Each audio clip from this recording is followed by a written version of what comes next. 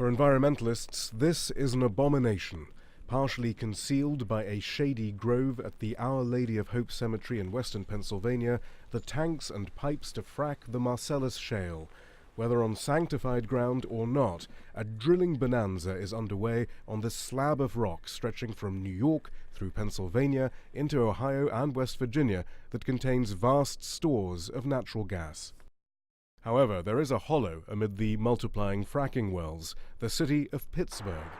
Here, fracking is banned, and in 2011, the city passed its toxic trespass ordinance that asserted there was sufficient evidence that the chemicals used in fracking are harmful, and that corporations and local and national government will be held liable for chemicals and chemical compounds found to be trespassing on the bodies of residents of the city or into the ecosystems within Pittsburgh.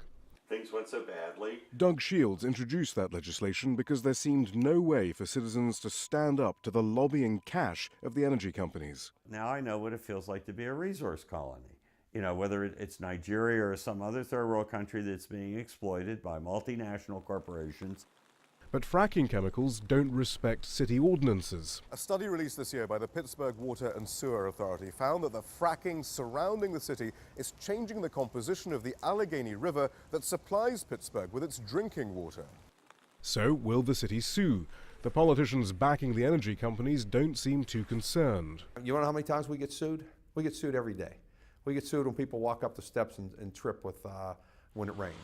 State Senator Jim Furlow has introduced a bill for a moratorium on fracking while its impact is studied. He says the lure of revenue in hard times is simply too much for his state's politicians to resist.